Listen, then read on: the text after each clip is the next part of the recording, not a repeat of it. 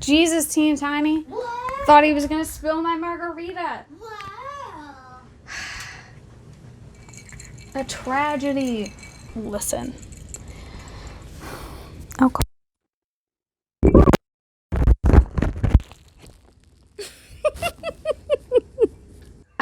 I fear I went too hard, too fast. Less than 2 minutes in. What's up, everyone? My name is Kelsey. Welcome back to my channel. Today I am filming the No Disclaimers book tag. I was tagged to do this video by Zach over at Zach Tries to Read. And if you've ever seen someone do this book tag before, you know it's all about being brutally honest without disclaimers. Really, that's the whole gist. But when I was tagged in this, I thought that I would probably not be good at being mean without disclaimers. So I decided to get drunk for it in the hopes that maybe that would help. It's going great so far. So somehow in the year I've been on BookTube, I've somehow developed a reputation for being really nice. And frankly, that's funny to me because I have a tendency to blurt out everything I'm thinking without thought in real life. Now, the benefit of recording in advance is that I can cut out all of the mean things that I say, and I like to do that because I try not to be mean whenever possible. But the whole point of this tag, I mean, let's be honest, it's to be mean. That's the point. It's funny. I guess we'll just get into the questions. Question 1 is, which trope or tropes in books annoy you the most? I don't have a lot of these because honestly, I think any trope can be done well. Even like the universally hated tropes like love triangles can be done well, but I wrote down a lot, damn. So friends to lovers is one that I generally don't enjoy because I feel like, first of all, it reinforces this weird idea that all close friends are bound to become romantic at some point, and I'm pretty resentful of that, probably because of my entire high school experience. And second, that friends to lovers generally means in a book that you're missing out on all of the initial relationship building, and that's the fun part in my mind. I also wrote down, this is especially prevalent in romance, contemporary romance books, but accidental pregnancy, I hate it a lot. And there are a couple books that I like that have this trope, but those are exceptions. For the most part, I really hate the accidental pregnancy. I already feel like I'm slurring. This is my third margarita, and I'm kind of a lightweight. All right, I also generally don't like love triangles, but that's pretty much because I feel like love triangles require more time within a book, and they're usually not the most interesting part of a plot. So again, there are exceptions. That was kind of a disclaimer, wasn't it? Okay, you know what would be fun is if every time I accidentally make a disclaimer, I'm gonna drink. I already regret this, but okay. Oh, I really, really hate, and the last couple of these I listed aren't really tropes. They're just like things that happen sometimes, but I can't say they're tropes as far as like plotting or world building goes. So I really, really hate when male and female are used for man and woman. That just bothers me. I also hate the not like other girls trope, and I hate slut shaming. I hate it a lot, and it's pretty common in like contemporary books written before 2015, and I just really hate it. Oh, I also hate villains that are just like evil for evil's sake with no backstory or no reason for their actions. This is like fairly common in high fantasy because, I don't know, authors tend to make an entire kind of people the bad guys for no reason and decide that they are inherently evil or power hungry. And I need more than that in a villain to find them interesting. All right, question 2, which writer or writers do you feel are overrated / overhyped? So I wrote a couple down that aren't really that controversial. Like plenty of people don't like Cassandra Clare and Sarah J. Maas. It's not super controversial to say that. But I also wrote down Rainbow Rowell. I read Carry On and I thought it was fine. I think I gave it 3 stars. I didn't read Wayward Son because I didn't really care to continue the story. I also started Landline and Fangirl before I was on BookTube, and I DNF'd both of them. I just didn't think they were very interesting. So just like in general, I don't get the hype around Rainbow Rowell. Also, she's kind of racist, so why would I push myself to like her, you know? I also wrote down a couple of like more mainstream writers that aren't really that big on BookTube or Book Twitter, but definitely have a wide appeal for general audiences, and those are Nicholas Sparks. I've read a couple of his books in the past, and once you read like 2 or 3, they are super formulaic and the characters are all the same. Also, James Patterson, his books are frankly poorly written. The plots aren't that interesting. All of his women are written badly. And also Clive Cussler, he's one of those, very similar to James Patterson, writes procedural mysteries, and usually there's a lot of politics involved, and I just don't care for them at all. And they're both the authors that they crank out new books so quickly, and they're so popular that they just get bought up immediately. So they get like automatic bestseller shelf space, and I just don't understand why, when there's so many better books out there. They just have the name recognition that gets people to buy their books immediately. Question 3 is, what are your least favorite books you've read since joining BookTube? So there are a couple books I've rated 1 star since joining BookTube, and one of them was Sex Positive by Kelly Neff, which I did a whole rant review. I'll link it above. It was terrible, nonfiction that I had an arc of on NetGalley, and it was just really bad, really bad misinformation and poorly researched. Also, the first video in a series I'm doing, even though the parts are so far apart that I can't even say you could call it a series, but it was rereading books I used to love, and I used to read a lot of an author called Diana Palmer. She wrote Western romances. So one book I specifically remembered was Lawless, so I found that at a library sale and picked it up, and it was god awful. So bad. Like, packed with tropes, and that, of course, I did a reading video on it if you want to check it out. But first of all, the main characters' names are Chrissy and Judd, okay? Second of all, Chrissy and Judd got married when Chrissy was 16 and Judd was like 32, under some like vague premise that Judd had to take care of her ranch after her dad died. Like, I can't even tell you how flawed that premise is. Third, it was just packed with the miscommunication trope, and it was just badly written. Like, our main character, our woman, was supposed to be pining after the lead guy, Judd, and it was just so badly done. I didn't believe it for a fucking second. And their names are Chrissy and Judd. Judd! How am I supposed to root for somebody named Judd? And he was just a misogynistic asshole. So, like, toxic masculinity, thy name is Judd. It was terrible. I also hated The Alchemist by Paulo Coelho. I actually read this for a book club, so I can't say it was quite BookTube's fault that I read it. I also didn't really like The Gentleman's Guide to Vice and Virtue by Mackenzie Lee. I think I rated it 3 stars, but honestly, if I could go back, it would be 2.5. I just really hated the main character. I thought he was a dick and super undeserving of the love interest's affections. Also, Renegades by Marissa Meyer. This got a lot of hype, and I generally like superhero stories, so I picked this one up, and it was not good. Poorly paced, and the main character was super repetitive. Like, she kept repeating her inner monologue over and over, and it was just boring.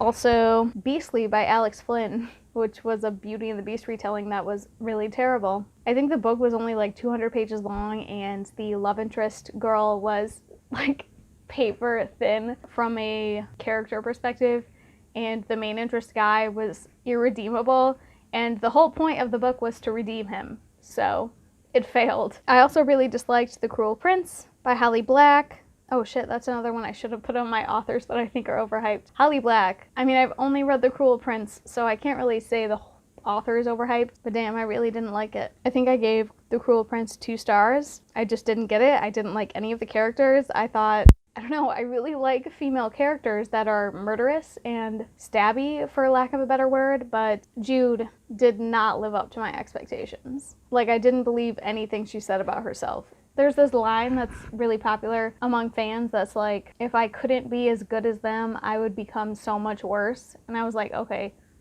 sure. Also, Akatar and Akamath by Sarah J. Maas. I can't say Sarah J. Maas is an overrated author because I do enjoy her Throne of Glass series. I'm only on book 4, but overall, like, anyways, I've been filming for like 10 minutes and just realized that my phone stopped recording. So just gonna have to refilm all that. That sucks. I swear to God, like, when I film on my phone, every time someone sends me a text, it stops recording, and nobody text me until I'm filming. Like, why don't I have any friends until I have some other shit to do? It's upsetting. Where was I? Oh, least favorite books I've read since joining BookTube. ACOTAR and ACOMAF.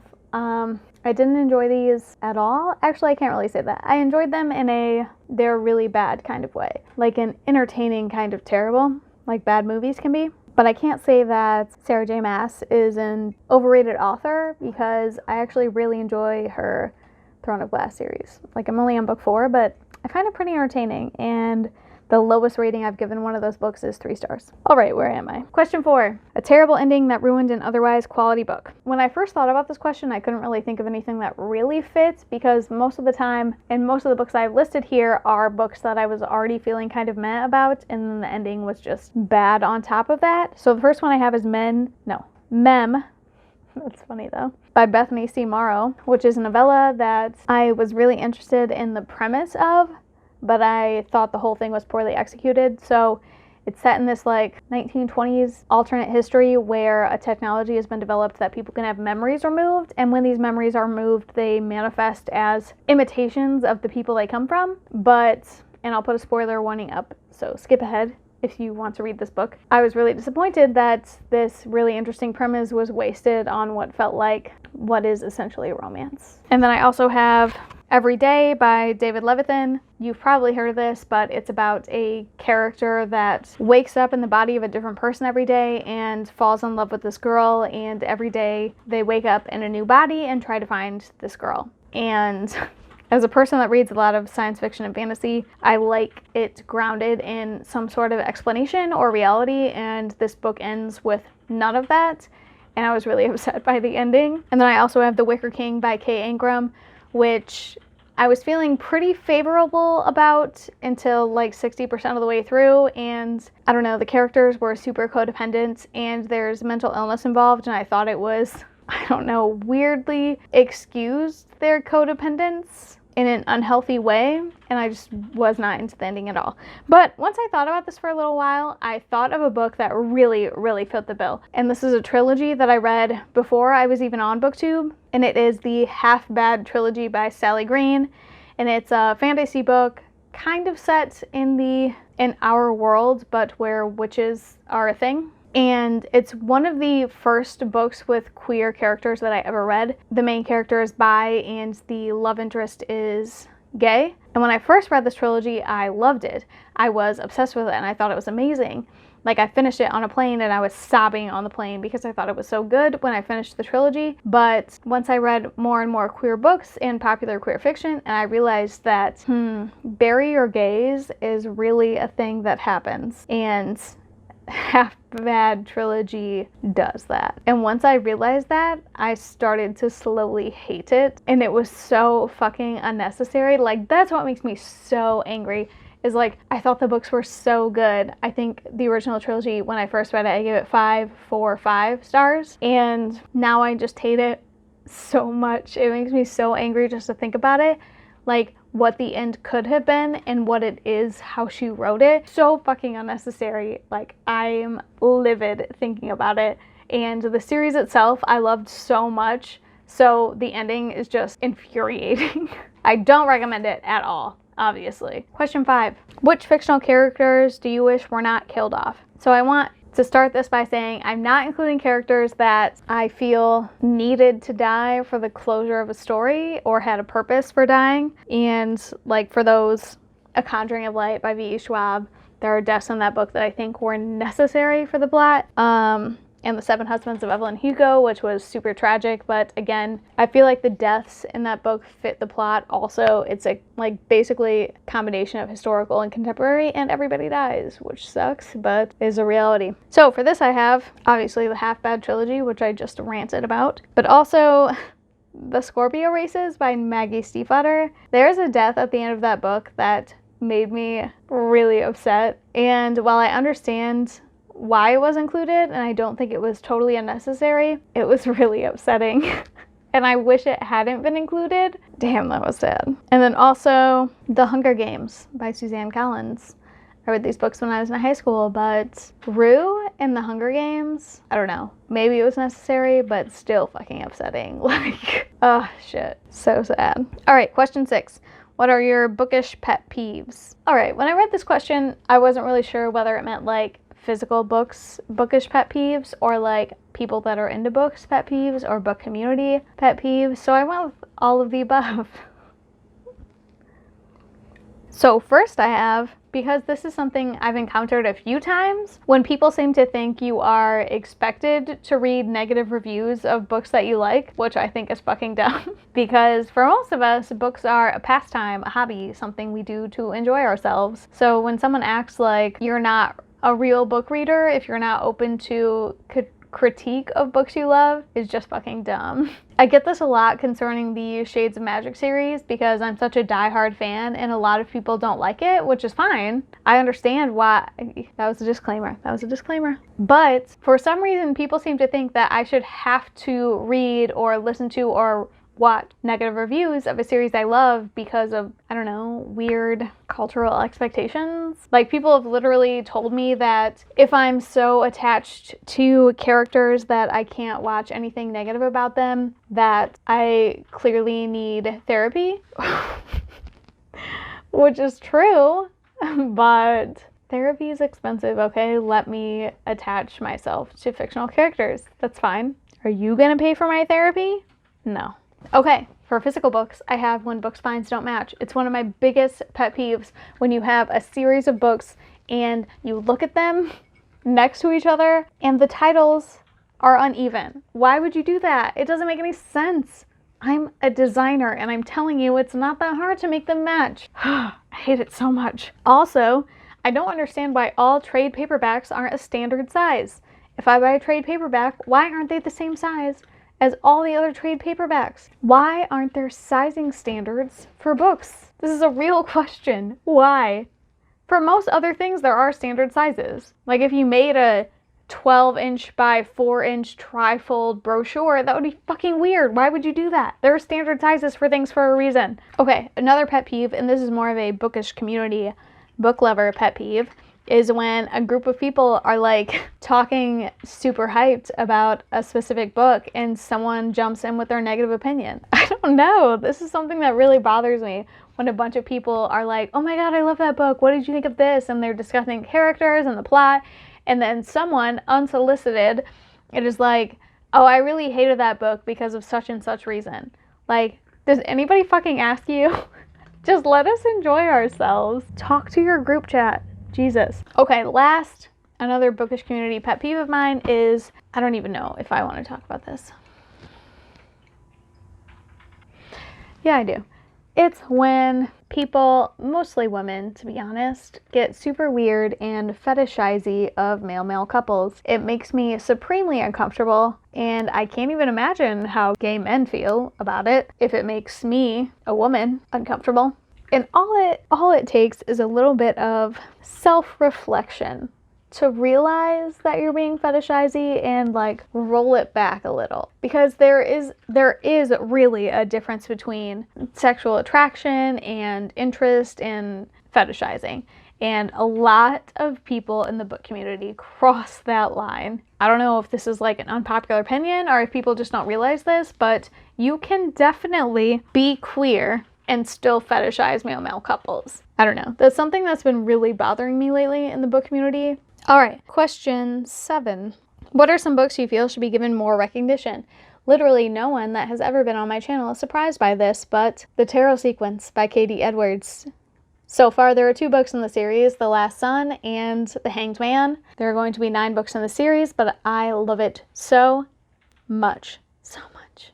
And I just want everyone to read it. I have a review of the first book. I'm sure I'll make a review of the second book whenever I have time. But it is so fucking good. So good. And it's like an urban fantasy. It's super queer. The world building is so interesting. And it's based on the major arcana of tarot. The whole world is. And it's sort of an alternate history where like in the 40s, Atlantis was discovered. And it consisted of all these magical beings and sort of inserted itself into our world after a war. It's just so good. What are you doing? Why won't you read this? Okay, also, The Luminous Dead by Caitlin Starling. This is adult horror, like science fiction horror, really, set on like a made-up planet with a woman who is a cave diver and takes on a job that she is super not qualified for and lies to get her way into. And turns out she is in way over her head on this expedition, and there's sort of a long distance, slow burn female-female relationship, but it's also super fucking creepy, like claustrophobic kind of horror. And I've described this as Tremors meets The Deep. Is that the caving movie? It's just so good, and I highly recommend it to people if you're into horror. Like, if you're easily scared, maybe don't read it. Also, oh no. This is the downside of drinking and recording, because this is my third drink and I get so tired after 2 drinks. If I'm not like dancing or walking around after 3 drinks, I'm probably gonna fall asleep. All right, The Book of the Unnamed Midwife by Meg Ellison, which is this came out in 2014, so maybe there was hype around it and I just missed it, but it's a dystopian adult fiction about a future world where some sort of disease wipes out most of the population, and primarily AFAB people, and also affects AFAB people during birth. So anyone that gets pregnant and tries to give birth, generally the child and they die during childbirth. But our main character is a woman that disguises herself as a man to survive and does what she can to sort of help and protect all the women she meets along the way. It's written in a like diary format, so the main character is writing down her journey as she goes. And it was just really freaking good. It won an award, a Nebula Award, I think. And I just really enjoyed it, and I haven't really come across anyone that has read it. So if you read it, tell me. Next is, the last book I have in this books you feel should have more recognition list is A Heart and a Body in the World by Deb Coletti. And this is a contemporary book that follows our main character, whose name I can't even recall, but it follows her, who is a survivor of a school shooting. And in an attempt to kind of cope with the trauma of what she's been through, she decides to run across the country from Seattle, I think is where she starts, maybe Portland, I don't know, Pacific Northwest, and runs to DC. And she sort of gathers a following and has a social media campaign following her and people that want to meet her along the way. And it's mostly a character study of this person who is dealing with everything she's been through and how to move on from this fact. And it was just really good, and I'm surprised that I haven't heard more about it, because I've heard several books get hyped that are about school shootings, but from the perspective of the shooter or parents of the shooter and things like that, and I just am not super interested in that perspective. It feels, uncomfortably indulgent in a way, but reading from the perspective of a survivor was interesting and also felt way less creepy. Question 8 is, what are your thoughts on censorship and banning books? And I mean, clearly it's bad. Everyone has the same answer. Censorship is bad and banning books is bad. All right, question 9 is, who do you tag? All right, so I have Linda at Crimson Daisy, who is super awesome, and you should follow them on both Twitter and YouTube, because, oh my god, my knee, I'm so old. Ouch, really hurts. So Linda has awesome recommendations, and I really loved her, top 10 books? Her top 10 books, which is just impressive to narrow down your top 10 books. I can't even imagine trying to pick 10 favorite books. That video was great, but you should also follow her on Twitter because she's always doing awesome recommendation threads. And I'm also tagging Knox Reads, who does really great, they're almost like one-take videos, which is impressive because I cut so much shit out of my videos. But Knox talks really authentically and seamlessly about her books. I am really impressed by it. So check out both of them. I tag both of them in this if they want to do it. No disclaimers tag. You don't have to get drunk. But it was entertaining. Ow, ow, ow. So the downside of doing this while I'm drunk is that I have spent the last, I didn't start drinking until I was 21, so that's something you know about me now. But I spent the last 9-ish years of my life thinking that I'm really funny when I'm drunk. But sober me has to edit this, so all of those illusions are going to be shattered. I post book-related videos every Wednesday, so if you want to see more, subscribe. If you want to keep talking, you can find me on... Wait, no. If you like this video, hit like. If you want to keep talking, you can find me on Twitter or Instagram at Kelsey Reads or Goodreads at Kelsey Lynn Reads. Otherwise, I'll see you next week.